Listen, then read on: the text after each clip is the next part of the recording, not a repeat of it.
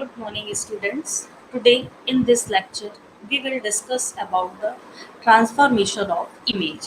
In our previous lectures, we have seen about the how our image is made from pixels and what is the role of pixels in image formation. And after that, we will discuss about the different applications of our digital image processing. So now in this lecture, we will see the basic relationship of one pixels with the another pixels, and after then we will move to the transformation of image.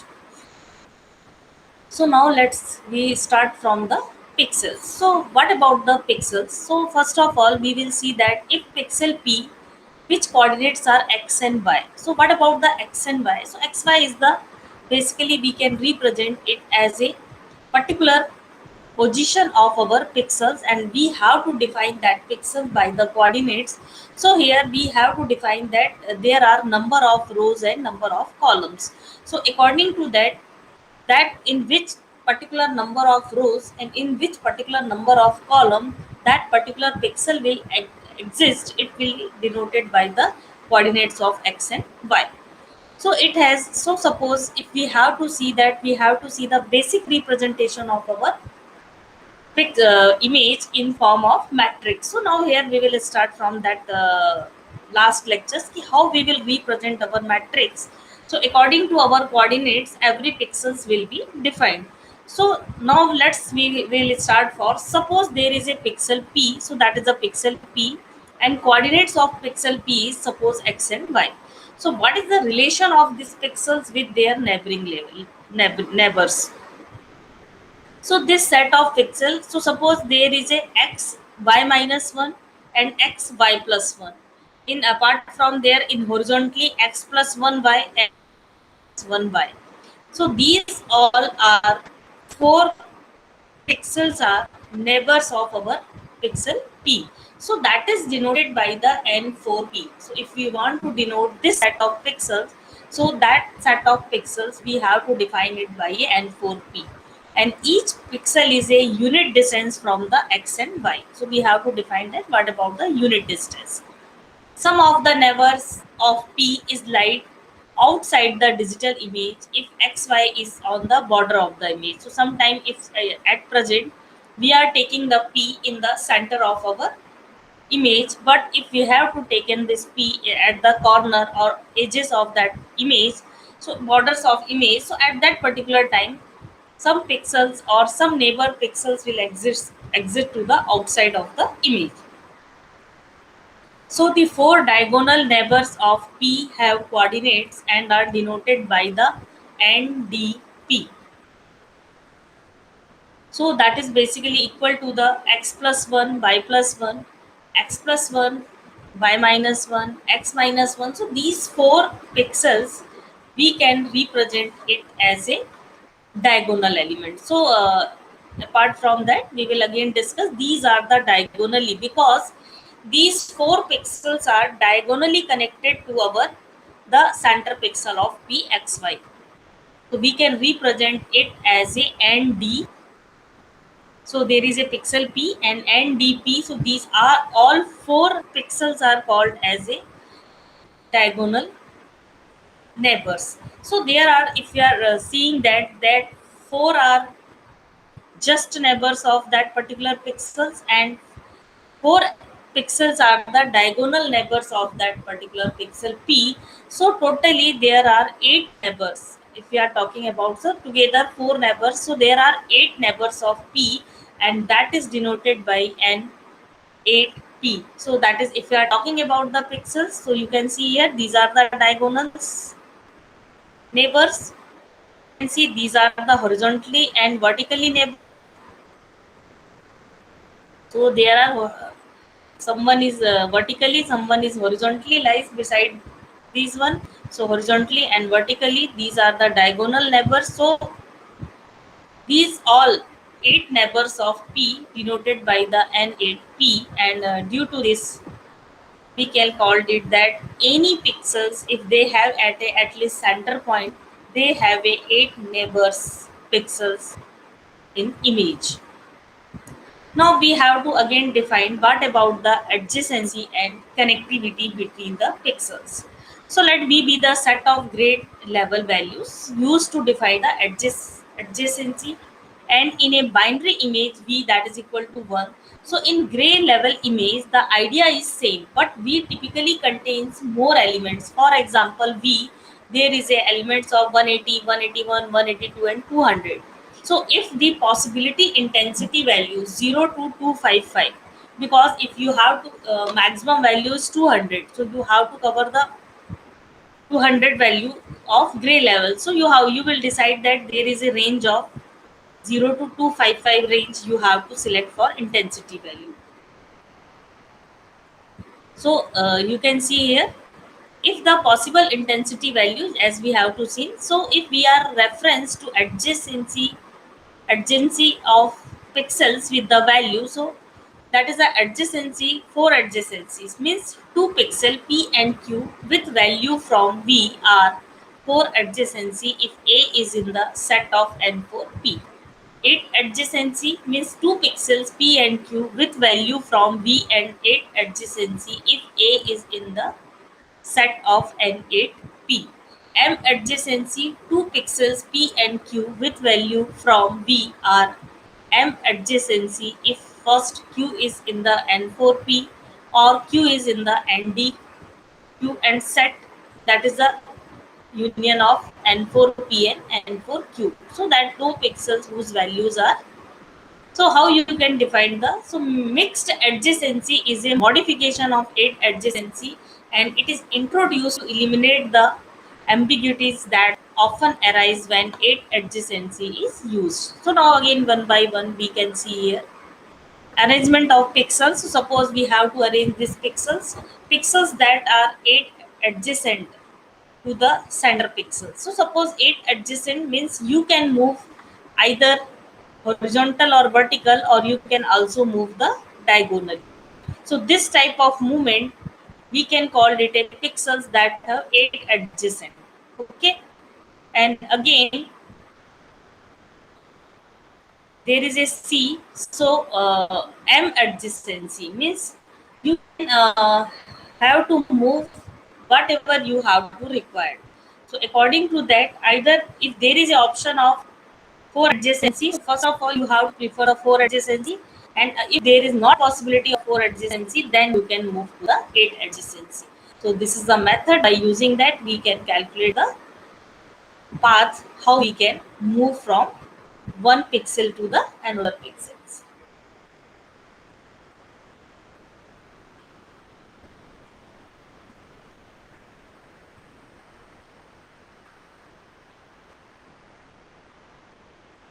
So in this example, again we will connect between the two pixels and finding a path as we have to told. So in a adjacency, you can find the multiple path between two pixels. While in M adjacency, you can find only one path between two pixels. So you cannot follow all the path either four adjacency or eight adjacency. You have to select and you have to find only one path between the two pixels. So M adjacency has limited the multiple path connections that have been generated by the 8 adjacency, because in 8 adjacency we have to freedom to move from either diagonally or horizontal or vertical. So two subsets S1 and S2 are adjacent if some pixels in S1 is adjacent to the some pixel in S2. So adjacent means either 4, 8 or M adjacency. So you can choose either one path. This is a digital path. So again we will define it. A digital path from pixel P with coordinates x, y to pixel Q with coordinate S and T is a sequence of distinct pixels with coordinates x0, y0, x1, y1 and xn, yn, where x0, y0 that is equal to xy and xn, yn that is equal to st. That pixels xi, yi and xi minus 1 by I minus 1 are adjacent for I, that is the range between 1 to n, where n is the length of the path. So that is basically we have to define how we can define our path in this process. So we have take the two coordinates p and q, and according to that we can move. So we can specify 4, 8 or m paths depending on the type of adjacency specified.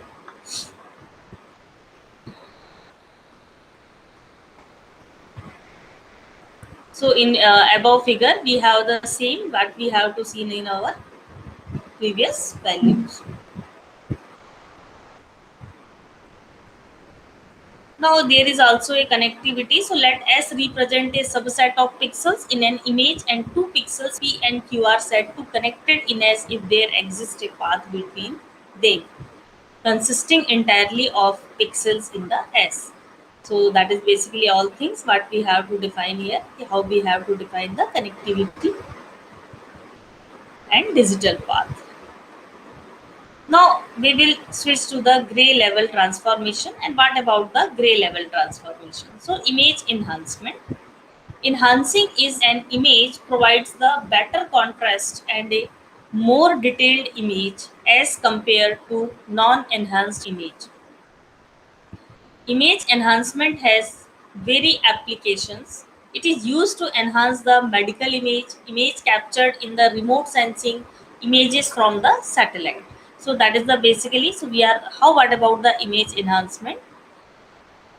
The transformation functions has been given below as that is equal to TR, where R is the pixels of the input image and S is the pixels of the output image.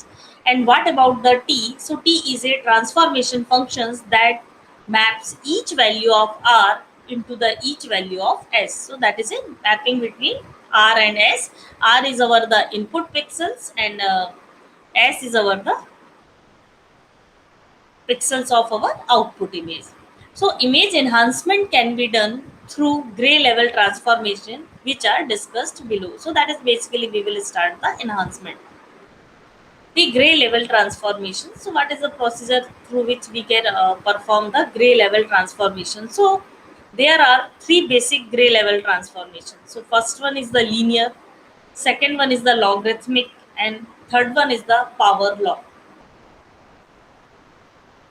So one by one we will see what about the gray level transformation, so that you can see the basically in diagram how we have to represent. So for one is the identity linear, that is really nth root or nth power. So that is a graph, shape of graph for nth root and nth power. Then we have to log and inverse log, so that you can follow this graph, that is the graph of log, and this is the graph of inverse log. And this straight line in this direction is indicated as a negative rules of transformation. So this is the all types of transformation which we can implement in our system.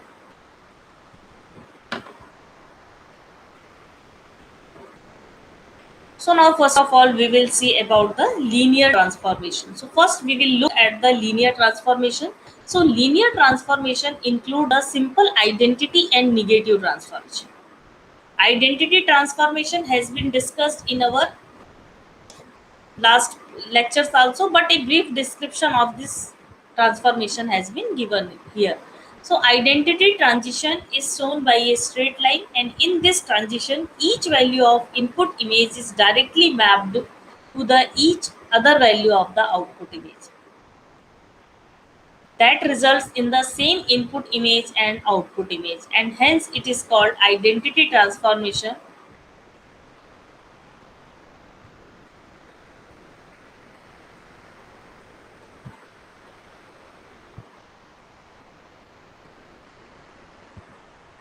Now we will move to the negative transformation. The second linear transformation is negative transformation, which is invert of identity transformation. So in negative transformation, each value of input image is subtracted from the L minus 1 and mapped onto the output image. So every value will be subtracted from the L minus 1.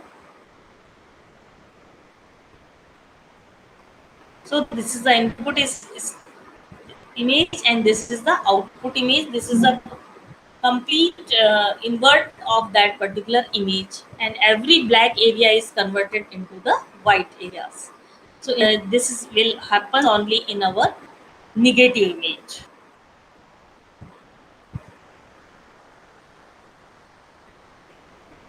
So now in this case there is the following transitions. Since input image of 8 bpp image, so the number of levels, so we have to already discuss in our previous lectures what about the bpp. Okay, bits per pixel. So according to that, number of levels in this image are 256. So according to that, s that is equal to 255, l minus 1 is the 255 minus r. So this is the final formula for our negative image.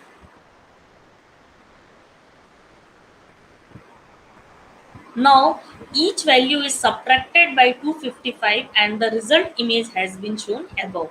So what happens is that the lighter pixels become the dark and the darker picture becomes the light, and it results is image negative.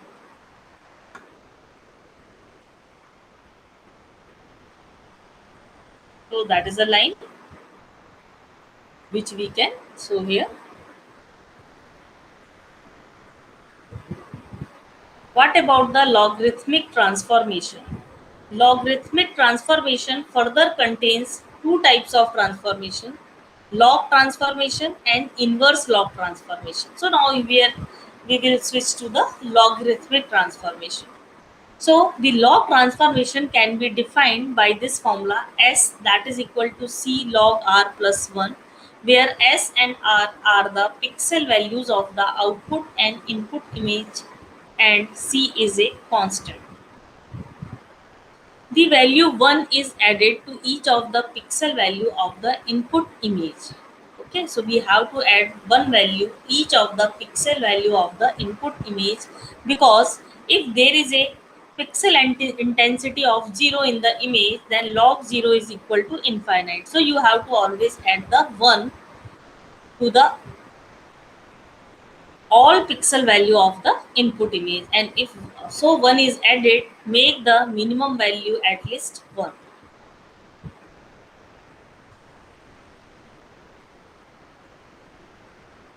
During log transformation, the dark pixels in an image are expanded as compared to the higher pixel value. So that is basically thing that dark pixels in an image are expanded as compared to the higher pixel value. So higher pixel values are kind of compressed in log transformation, and this result in following image enhancement. So that is the reason the higher pixel values are compressed. Now value of C in log transform adjusts the kind of enhancement you are looking for. So if there is an input image, log transform image and inverse log transform image is opposite to the log transform image.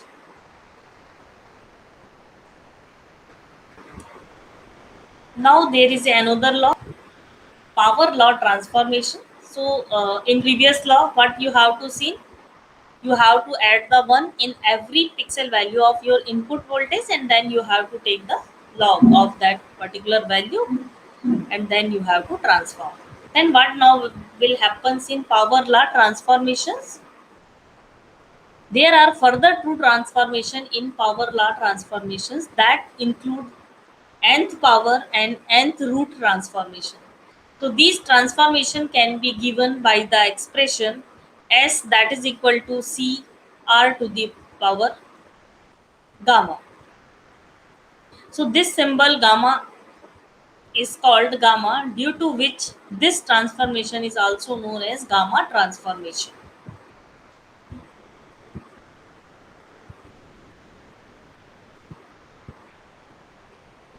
So that is basically the power law transformation. So how we can do the, so variation in the value of gamma varies the enhancement of the images. So different display devices, monitors have their own gamma corrections That's why they display their image at different intensity. So this type of transformation is used for enhancing images for different type of display devices. The gamma of different display devices is different. For example, gamma of CRT lies in between of 1.8 to 2.5. That means image displayed on CRT is dark.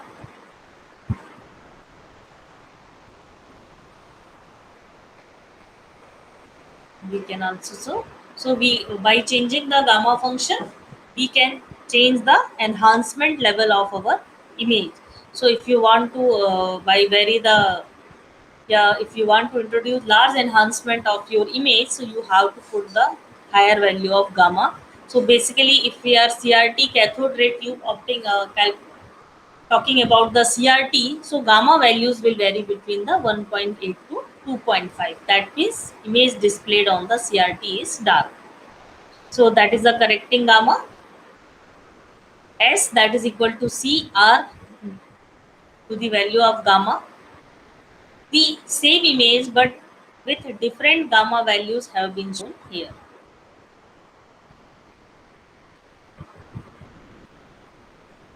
You can see the value of gamma in these pictures. Gamma is equal to 10, gamma is equal to 8, and gamma is equal to 6. So according to that, we can correct our images.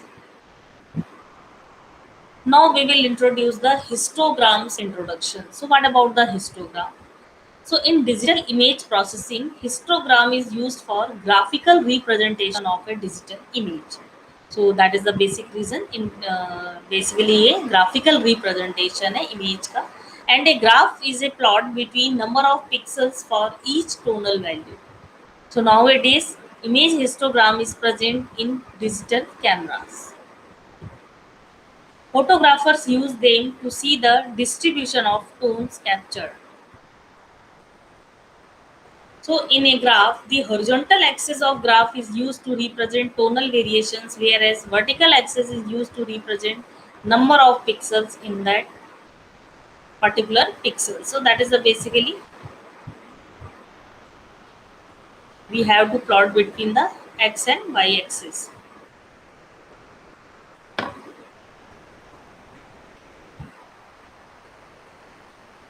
You can see here black and dark areas are represented in the left side of horizontal axis. Medium gray color is represented in the middle, and vertical axis represent the size of the area.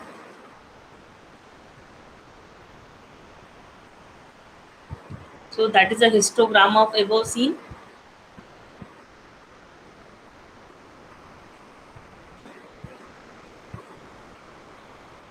So what you have to done in graph, horizontal axis of graph is used to tonal variations, whereas vertical axis represent to number of pixels. So these vertical axis will indicate the number of pixels, how many number of pixels are required for your representation of a pictures. Now you have to take the histogram of an image. So histogram of an image, like other histograms, also show energy, sorry, frequency. But an image histogram show frequency of pixel intensity value. So in an image histogram, the x-axis shows the gray level intensity and the y-axis shows the frequency of these intensity.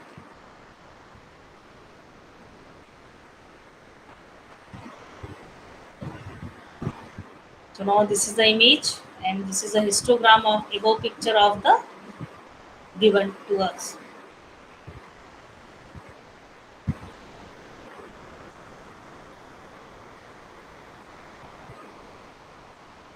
Now x-axis of the histogram shows the range of pixel value. Since it's an 8 bpp image, so that means it has a 256 levels of gray or shades of gray in it. That's why the range of x-axis starts from 0 and end at 255 with a gap of 50. So whereas on the y-axis is count of these intensities.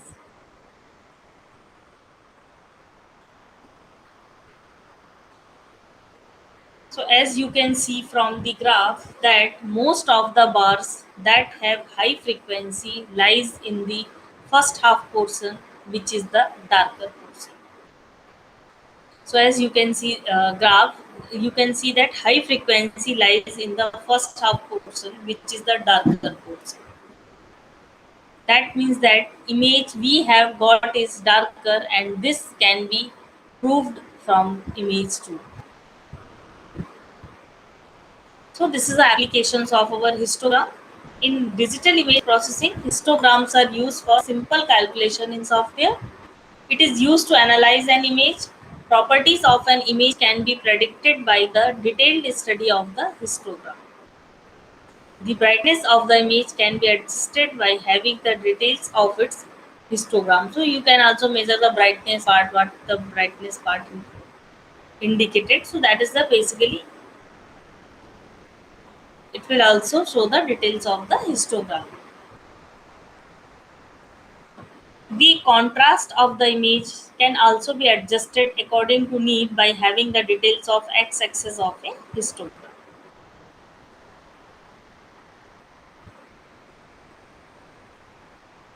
It is used for image equalization. Gray level intensities are expanded along the x-axis to produce a high contrast image.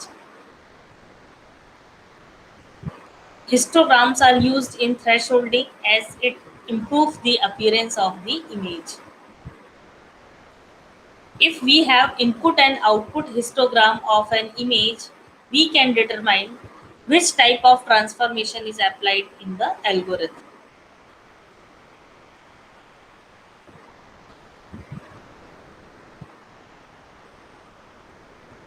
Now we will little bit about the brightness. So what about the brightness? So brightness is a relative term. It depends on your visual perception. Since brightness is a relative term, so brightness can be defined as amount of energy output by a source of light relative to the source we are comparing it to. In some cases, we can easily say that image is bright, and in some cases, it's not easy to perceive.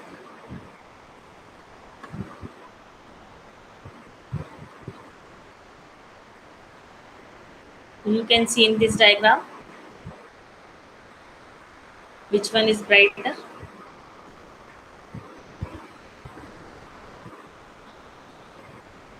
We can easily see that image on the right hand side is brighter as compared to the image on the left hand side. But if image on the right is made more dark than the first one, then we can say that the image on the left is more brighter than the left side.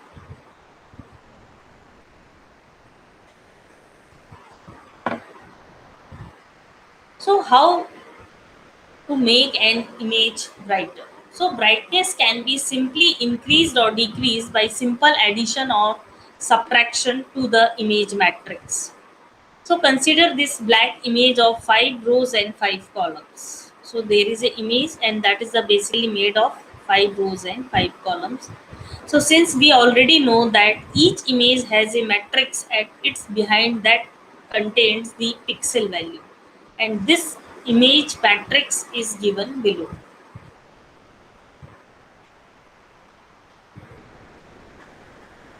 So since we already know that each image has a matrix at its behind that contains the pixel value, so that is a 5 into 5 matrix.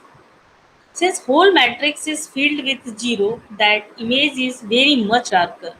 Now we will compare it with the another same black image. So see this image got brighter or not.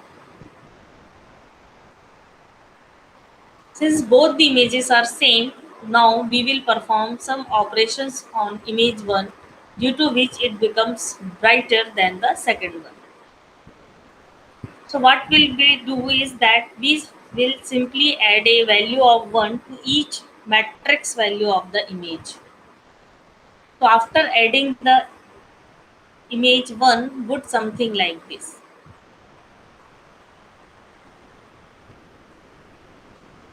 Okay, and in this way here we will again compare with the image 2. So we see that still we cannot tell which image is brighter as both images looks the same. Now what we will do is that we will add 50 to the each of the matrix value of image 1 and see what the image has become.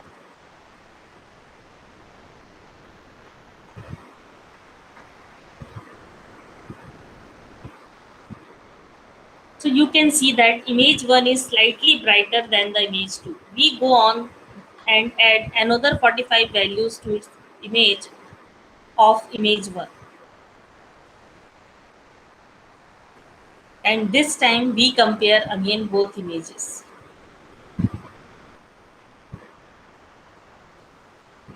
Now when you compare it, you can see that image 1 is clearly brighter than the image 2. So even it is brighter than the old image 1, at this point matrix of image 1 contains 100 at the each index as first, add 5.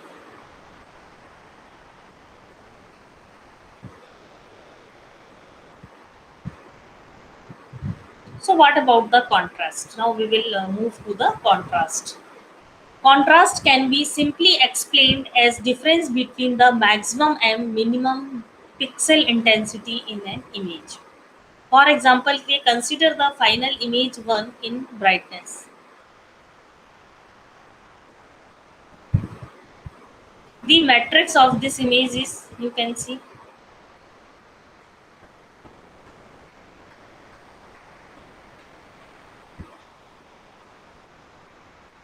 maximum value in this matrix is 100 and minimum value in this matrix is 100. So what will happen here?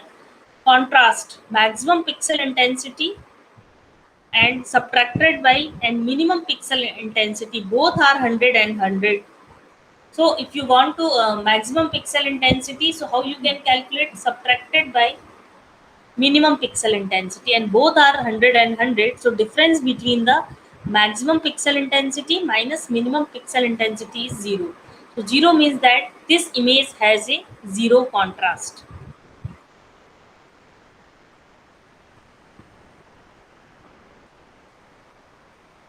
Now we will again see transformation is a function that maps one set to another set after performing some operations.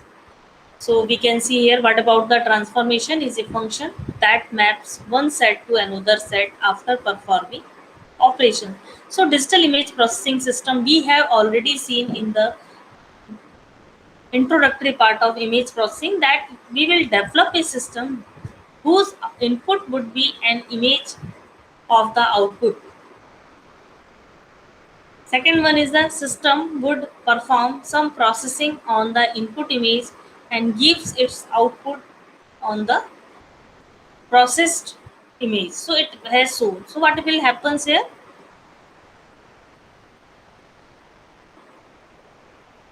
So you can see you have to given the this image and you have to process on this image. So by digital image processing, enhance the look of our system, analog system.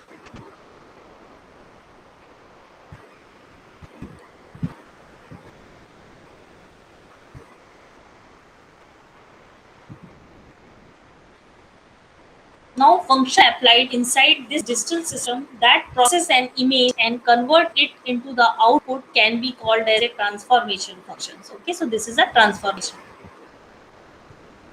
as it serves transformation or relation that how an image 1 is converted into the image 2. So image transformation, consider this equation gxy that is equal to transformation of fxy. In this equation, input image on which transformation function has to be applied, and gxy the output image or processed image, and t is the transformation.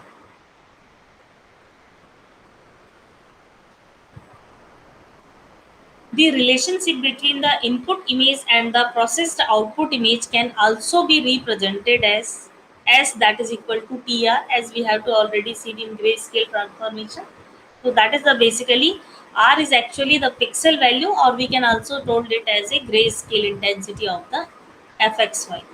and S is the pixel value or gray level intensity of GXY at that point. So basic gray level transformation has been discussed. So we are going to discuss some other very basic transformation. So consider these transformation functions. This is the shape of our functions.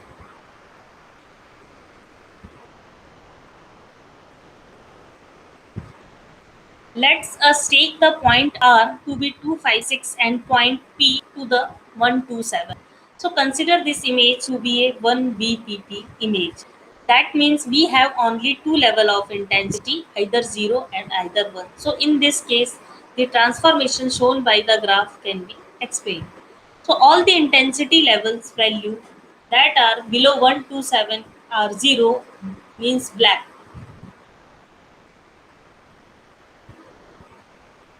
and all the pixel intensity value that are greater than 127 are 1, that means white. But at the exact point of 127 there is a sudden change in transmission, so we cannot tell that at that exact point the value would be either 0 or 1. So the mathematically this transformation functions can be denoted as, so you can see here gxy. Consider the another transfer function that you have to see, you can see here, just here we have to use this way. So there is the that is a p, and this is the higher of p and this is the lower of p. So what about the p? Point p to be considered to be 127. So that is we have to soon, we have to also prove you. So that is the basic one. And this is a gxy functions which we have to mention.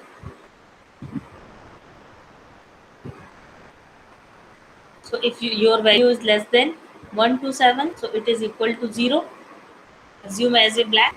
And if value is greater than 127, so we will assume gxy as a 1. Now if you will look at this particular graph, you will see a straight transition line between input image and the output image.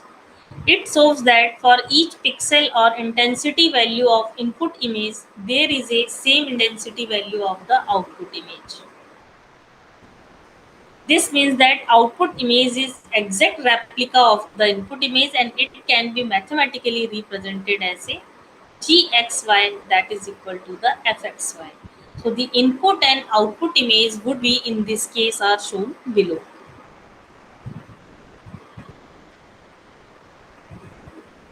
So you can see here, this is a very basic part of that. So what will happens here?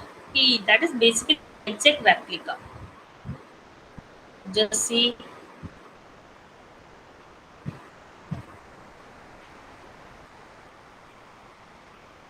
So there is basically a transformation, and this is the shape of our transfer function. What we have to see here, this is a transfer function in which by using that particular transfer function, we will change the characteristics of our input signal, and we will receive the output signal. So all this scenario, we will see that what will happens, how you can transform your image. What is the basic role of image transformation? I think it will be clear to you. What about the gray level? Now, in our next lecture, we will discuss about the histogram. What about the histogram? And basically, histogram is a graphical representations, and there are many types of techniques, histogram techniques. So, before starting that histogram, so we will in our next lecture we will start the histogram. So, in today lecture, we will little bit summarize that what we have to done. We have to first off see that what is the basic pixel, what about the how you can represent a pixel. Image is made of from pixels. So if there is a pixel and there is a certain position of pixel, so you have to go to the basic relationship of pixels that their neighbors. Okay, so according to that we have to define that there are diagonal neighbors and there are horizontal and vertical neighbors, and according to that we have to compile all things. We have to done that all 8 neighbors. Okay, so all 8 neighbors are the actual neighbors of our pxy. Now there is a connectivity and adjacency. So when you have to move from one pixel to two pixel, so there is a path. Either you can move horizontal or vertical, or you can move the diagonally. And according to that, either horizontal and vertical, and according to diagonally. Okay, we have made the connectivity between the pixel size. So that is basically a role of connectivity of your pixels. And after this we will move to the transformation. So that is basically, if you are talking about the simple image data, so you can see that that is basically show to you the online grayscale transformation. So what about the grayscale transformation? So by using the grayscale transformation, you have to change the gray intensity or intensity of image at different pixels. So you have to particularly plot your input image into a just output image, and there is a certain rules, certain transfer function to transform that input image to the output image. And for this purpose we have to opt, that is also called as a grayscale transformation, because you have to also modify our grayscale level. So what will happen if you have an input signal with their grayscale, you have output signals according to the transformation of that transfer function. So here we have to use the nth root functions, square functions, logarithmic functions, anti-log or inverse log functions, straight line identity functions, or the negative transfer functions. So these are the functions which is follow a particular rule, and we apply a particular rule to the input, and that will be transformed to the output according to following that particular rule. So in this way, we will discuss about the what about the transformations, what is the basic features in which we have to work out. So we can see if we are talking about the linearity, non-linear applications. So there are different requirements of that particular things. So now I think it's okay. So now we will little bit focus on the objective.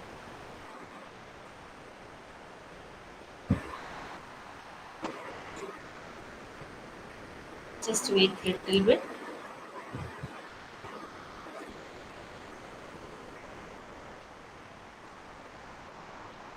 There is some problem in my laptop. It will take some little bit time for loading. So that is the reason. So that we can see here what about the objective.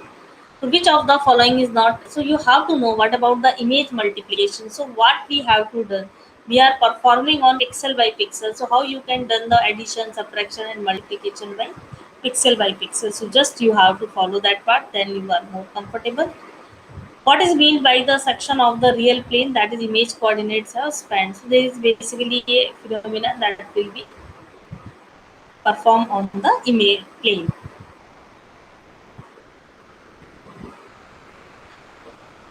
So about the which of the following is the most famous single sensor for image acquisition? So you have to know about the which sensor is more usable. The dynamic range of the imaging system is a quantitative relation where upper limit can be determined by how you can define your upper limit. So in which factor you have to remember, what is the name of the tool that helps in the zooming, shrinking, and rotating? So there is a so many things are here. So by using that, we will remove these all these. Which of the following correctly describes the slightest visible change in the level of intensity? So that you can also define it as a.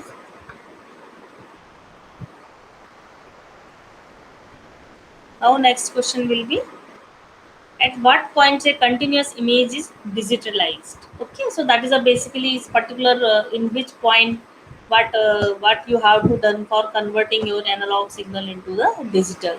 So what will be that particular point for discussion? So I think that's all. We have to done some transformation. In our next lecture we will again move to the histogram. I will make our histogram. So okay, thank you.